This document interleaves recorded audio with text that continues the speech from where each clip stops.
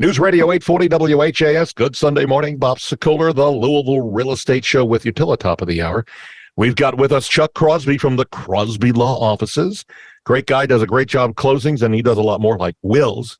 So you want to jot down his number. He's certainly a guy you can rely on and call 499-6360.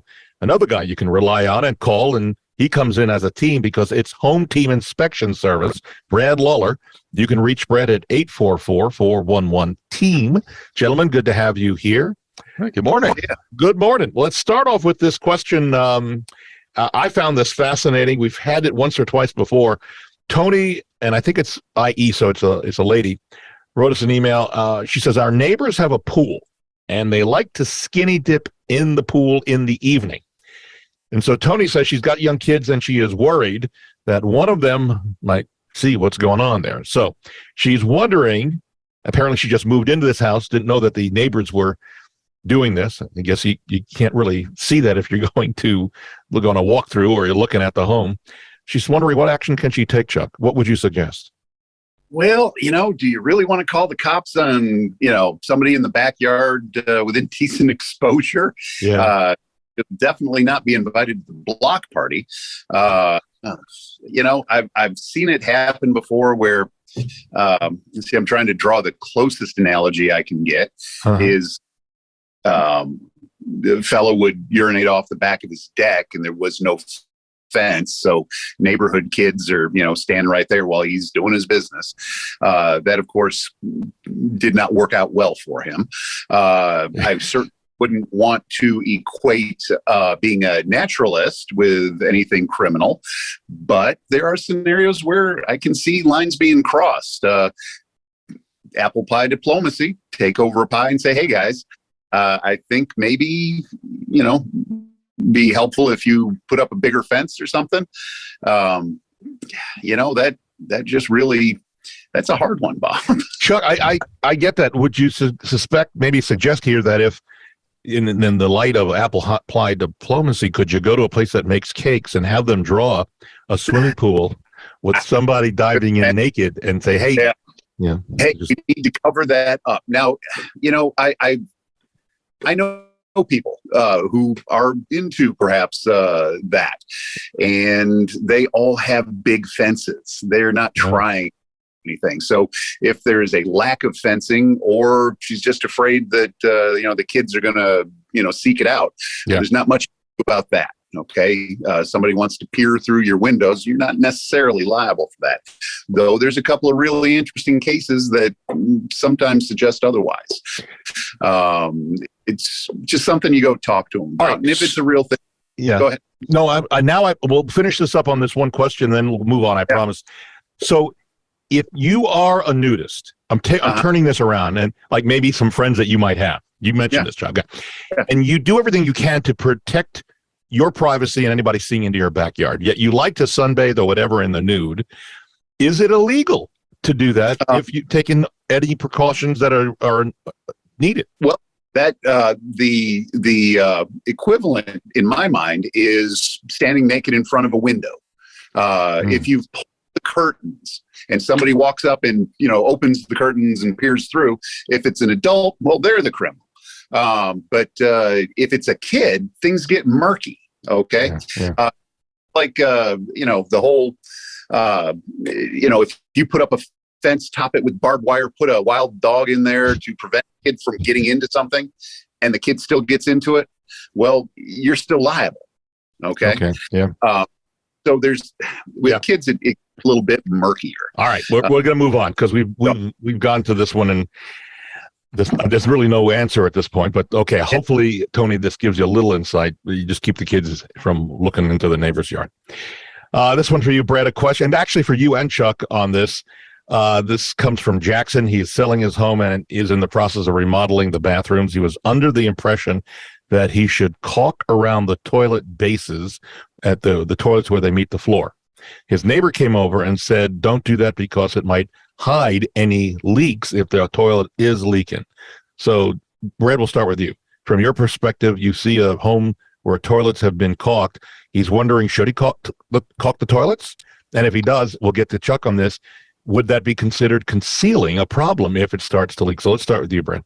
Well, I'm pretty sure my toilets are caulked. I'm not looking for caulk when we inspect. I'm looking to figure out whether or not that toilet is loose. I'm also checking the ceilings beneath those toilets because that's where the water is going to manifest itself. It's not going to sit there, under the bowl. So, I don't know that caulking is an issue. Certainly, if the base is loose at all, or there's staining beneath it, that would be a bigger problem than I think caulk around the toilet. Got it. Chuck, concealment of a problem. Would you see that as a problem? Well, there's got to be a problem that you've knowingly concealed before you've concealed a problem. Okay. So Brad says if his toilet works just fine and it's caulked, there's obviously no problem. What if you've caulked it, Brad, and all of a sudden the wax ring goes out? Are you concealing a problem, or did it just happen afterwards? See, those are the kinds of things you have to worry about. Just because you do something doesn't make it wrong. You've got to be knowingly trying to conceal something to somebody else's detriment, that kind of thing. There's elements that you have to walk through. But no, I don't think. I mean, is caulking a toilet a normal thing, Brad? I'm just thinking through it. I probably see more that are caulked than are not caulked. Really? But I think that's probably more to keep, the water that's used to wash your floors from going underneath. I would guess. But that's an interesting point. Things that run down, obviously the side of the bowl from going under there. Yeah. So yeah, I think that falls under the category of: are you trying to conceal the termites in the floor joists by putting up drywall? If it's a normal structure. But if I may be so bold, Chuck, would you not agree with me that if someone wanted to sue somebody because they put the drywall up to conceal the termites, they may have to go to court over it and spend money just to defend themselves? No, I'm thinking more if drywall would normally go there. It would. Okay. Got it. All right. That makes sense. It doesn't imply of bad thought. Moving on, we have 6 ways to help you sell your home, and it's just about guaranteed to help you find it before you have to close and sell. If you want more about that, go to bobsellmyhome.com, and there's information there, and then you can fill out a form, and it's no obligation, no cost, just let us know. We'll come out and help you. We move over to this one from Mark for you, Chuck. Mark just purchased a trailer in a mobile home park, and says in an email that he sent us, he did a background check on the owner and everything looked good, but now the trailer park is asking Mark to pay for back lot rent that was owed to the trailer park by the guy who Mark purchased the trailer from. Can they do that is what he's asking. Can they actually go after him for some back rent? And I know this is a very obscure question because we don't really deal with a whole lot of trailer parks or trailers.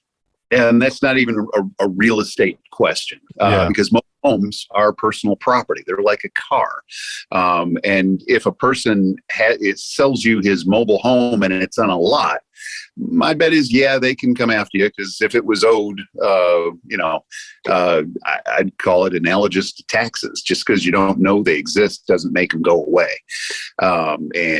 And it would seem to me like a fair question would be, before buying it, asking the people where it sits, hey, is the rent behind on this? So it's not, and I don't know that the lot would necessarily fall under the Landlord-Tenant Act. You're not a tenant per se in a residential unit. It's a piece of ground that you're renting. Let me extrapolate this a little differently, because I am aware of people who have rented apartments and the water company or cable company were back owed money, and these people moved in and they are being inundated with phone calls or maybe letters from these utilities wanting their back money. The new renters have no obligation to pay, right? They don't. But they don't get harassed. I got to tell you, I've heard some horror stories. No. We want to do a whole show on that someday then. Yeah. All right. We'll leave that there. It just occurred to me that is a problem I've heard of as well. Brad, Raffaella sent us an email. He is looking for his first home while walking around the house. In fact, you and I communicated on this via text recently. Walking around the house with his realtor, he noticed that his agent called stair step cracking over a garage door. standard. And Rafaela is wondering, why is that standard? Why is that happen? Because he likes his one particular home, but it's got stair step crack going up the wall. Well, stair step cracking is typically the sign of a structural movement in a home. So usually we're looking at that as something we're going to look for some additional clues as to whether or not we got things going on. Over a garage door, particularly, if you're looking at the lintel to see whether or not it's failing, that's causing some of the stresses on the brick. That's something that I would not call standard. Certainly would. There's going to be more to the story to see, do we see evidence of that crack on the inside of the drywall? Are we, any other evidence in the garage, any other evidence around the corner from where that cracking might be to really tell us whether or not something's moving? But no, that would not, any stair step crack would not, you'd want to do more investigation on that. That's not normal. So if anybody's listening to us and they have a brick home, if they go to their garage and they look over their garage, if they see cracking of the bricks over, and explain what the lentil is and whether it should be painted or not, because that's another part of the question. All right. So the lentil is the steel piece that holds up the bricks above your garage door opening or above your windows. Those should be painted. Oftentimes they're not, because if they're not painted, if they don't have a coating on them, then they rust. When they rust, then they lose structural integrity, which causes the bricks then to fall. And you'll see what we refer to as a smiling garage door, because you've got, it looks like a smiley face. It looks like the top of your garage is smiling at you because the lintel is failing. So yeah, you're looking to make sure that the metal piece is painted and you're not having cracks, particularly in the corners, because that's going to give us evidence that we've got some of those bricks that are shifting, whether it's the lintel that's failing or whether it's the foundation beneath that is starting to move a bit. So key points that we take away from what Brad just said, and that goes for me, Chuck, and this also goes for you. After the show, and maybe folks, you may want to do this sometime today, go to your garage if you've got one and look above the garage door. There should be this lentil, which is this metal piece that holds up the brick, and see above that if there are cracks going through bricks going up or around that bricks, which is basically called stair stepping. Yep. And Brad, because I see this all the time, if we see it, what should we do? What should Chuck do if he sees it? So if you see it, and it'll be over a garage door or it could be over a window, you definitely want to get with, a masonry contractor would be the perfect person to talk to about it, because they're going to be able to correct the issue, replace the lintel, put the structure back together the way that it was intended to be, and stabilize those bricks again. But a brick layer, a masonry contractor would be the go-to on that. Good advice, and certainly all of us should be looking at this. And again, I take also away from your comments that builders should be painting those lentils. Yeah. I don't understand why, because I lived in a house for 18 years and they didn't paint the lentils, and I don't understand why they don't. Because they usually come in primed. Okay. So they put them in, they'll have a gray primer coat on them, typically, is what you'll see. And then what happens is they don't recoat them, and then the homeowners just don't pay attention to it because it's such a thin little piece that's facing there. But yeah, they usually have a primer coat on them. All right, good information. We're going to take a break. If you'd like to see a rebroadcast of today's show, let's say you got something out of the lentil question, you can go to LouisvilleAnswers.com right now or later today or whenever, and you'll see the YouTube channel that takes you to LouisvilleAnswers.com, and there you'll see the video version of our show, which will give you can send that to your friends or family, whoever you want to get them in the know, because that's what we're all about. As we take a break, with us here for the past few minutes and then up to the top of the hour, Chuck Crosby, the Crosby Law Offices at 499-6360. Also, Brad Lawler, owner of Home Team Inspection Services, 844-411-TEAM. You can reach me, Bob Sokoler, if you're thinking about selling your home this year, next year, or beyond. Free consultation, no obligation, at 376-5483. We're back in a moment on News Radio 840 WHAS. News Radio 840 WHAS. We're here till the top of the hour. Bob Sokoler. Thank you, Barbara Corcoran. It was great seeing her in New York this past week. We got new commercials coming out in a couple of months or so. With us continuing, we've got Brad Lawler, owner of Home Team Inspection Service. You can reach them. They come in as a team. They really do a great job. 844-411-TEAM. By the way, compliments to you. One of our clients, buyer, said he was very impressed. you guys, he gets there to the inspection, and there's this, it seemed like a swarm of inspectors going over the house. So that was Good. Great to hear. Good. We love to hear that. Thank you. Yeah, very good. Chuck Crosby, who always has a favorable rating. The Crosby Law Office is 499-6360. And you can reach Chuck for not only closings, which you can pick the closing attorney you want. Chuck does a great job. He also does wills, and he's entertaining, which is probably phenomenal when it comes to closing your loan. It takes away the tension. Everybody's all worked up and yes, they are. Yeah. Stress and pressure. Yeah, let's just let a little of that go. Again, Chuck's number 499-6360. All right, back to your phone calls again. We're doing Zoom shows, so send me an email, bob@wesellouisville.com. Put radio question in the subject line and then the question itself, and then we'll use it on the air. Michelle writes in on this, Brad. She says, I was traveling down the street. This is a really, really interesting question because I've seen this too. Traveling down the street to my house, and about 2 blocks away, I noticed a neighbor's tree that was dead and looked like it could tip over with a gust of wind. And Chuck, you're in on this too, so hang in here. I've heard us talk about, she's heard us talk about sending a letter to a neighbor if worried about a tree falling on a property or a car. But what about someone down the block who has a tree that could fall either on their house or on a car traveling on the street? So let's start with Brad, which as an inspector, you don't look at trees, do you? No, that's outside the scope of a home inspection. We would, recommend that an arborist, take a look at any of the trees on the property. So that takes us to Chuck. So if you see, and again, I get it because I had this happen to me with a neighbor's tree limb coming down and on my fence. So yeah, if I had known that was going to happen, I would have sent a letter, that deal. We talked about that. But what about driving down the street and seeing a tree that could be on the route that you're taking that could come down with a gust of wind? What do you do there? Well, if you think about it, if it's in a city, there's going to be a city department that handles that kind of stuff. All of them. If it's in an HOA, you've got the homeowners association that you can contact. I'm on the board of our HOA, and dead trees are a common topic, and you have to take care of them. And if the tree is on public land, all the better, because then it's notification of the city or the municipality that handles the public land. They're responsible for taking care of it. But in fact, let's say it's on a neighbor's property or something like that, in the city of Louisville, give them a call. They come out, they can cite a person for having a dead tree and that sort of thing. So there's always multiple ways to go. Easy for you to say, but if you're not in the know, then this is an important part of the show. Way to get it.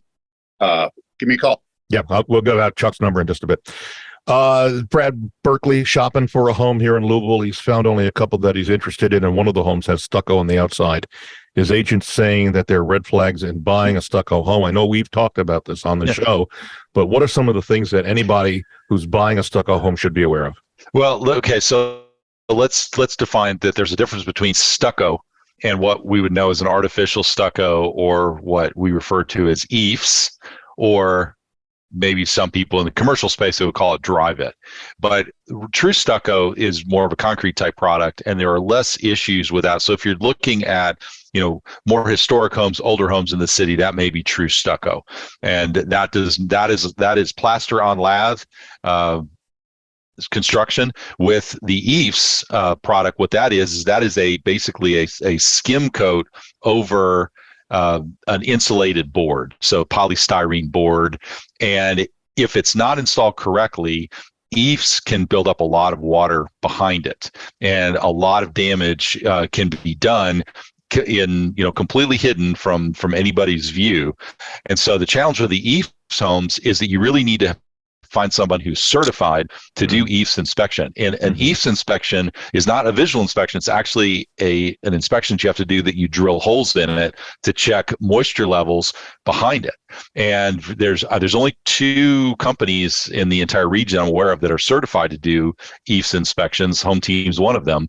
But we do them quite frequently on a lot of homes in the area, even if they've used the artificial stucco as trim rather than just full walls. You can still have a lot of damage that's done.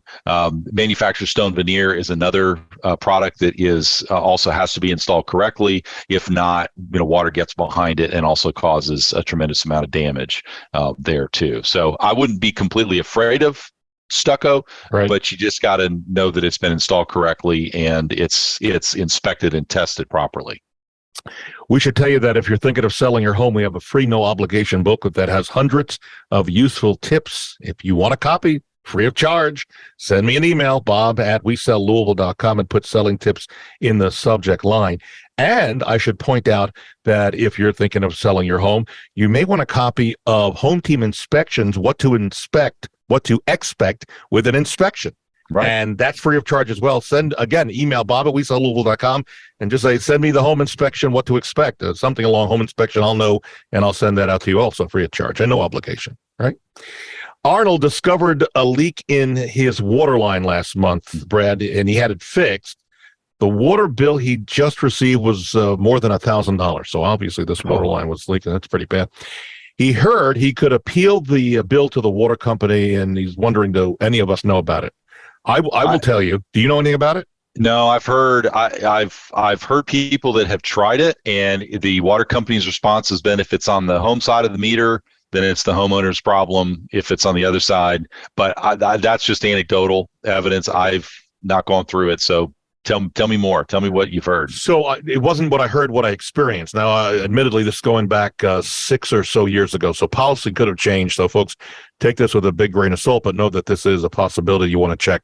So I had a water leak in the line leading to the house, but it was on my side of the meter, and discovered that after a little while, and I think the bill came to $500. And I called them on this, and I said, hey, listen, is there anything that can be done? And they said at the time that if I produced a receipt from a plumber or a trade that fixed this, which documented it being fixed, that they would reduce it by half, basically, the amount. Now, would I tell you to run out and do this if you have the problem? I said, I would tell you to investigate it, because, depending upon what the water bill is, half of the water bill is half of the water bill. Well, so, and I think there's, of course, in the city of Louisville, we're also paying the stormwater and the sewage, the sewer runoff based on the amount of water we're using. So you get the double whammy there. If you want to see the future of home photography, head to Louisville3D.com. That's Louisville3D.com. And you'll see some of the stuff that we do and produce. By the way, Chuck had a split as we're heading to the top of the hour. Even today, he had a closing he had to go to, so he's working all the time. One more question for you, Brad. Wally is buying a home from a for sale by owner and was told by the seller that the roof on the home is 5 years old but has a life expectancy of 40 years and comes with a warranty. Now, you hear Brad laughing a little bit there. You can hear that. A friend of Wally's says that the whole roof warranty thing is smoke and mirrors. What's the scoop on the roof? So all right.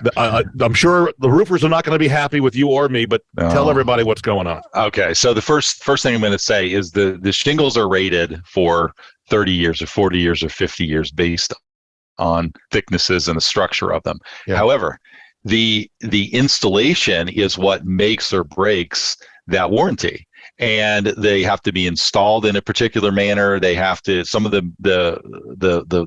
shingle manufacturers require certified installers to do that. They require certain. You have to have the right underlayments. You have to have new roof sheathing done. You have to have a particular pitch on the roof. So I don't know of anyone who's ever successfully gotten a warranty claim on their 30-year roof that only lasted 20 years or 15 years.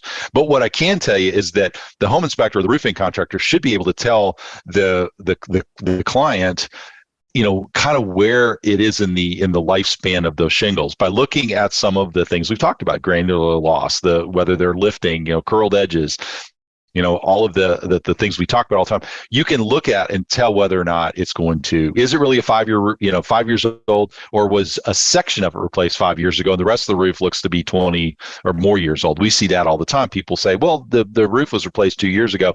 No, one small section was replaced 2 years ago. The rest of the roof is, 20 years old. So just buyer beware on that as far as the roofing warranty. Go back, if they've got the original paperwork from the roofer, if they're still in business, call the roofer, see what they have to say about it. And but yeah, I'm call me skeptical. Yeah, well, all right, some key words is if you have a roof replaced, keep those records, file them away where you know. But I will tell you, contrary to what you said, that just last month, we had a seller who had a roof that some of the shingles didn't match the others. They had faded. Mm-hmm.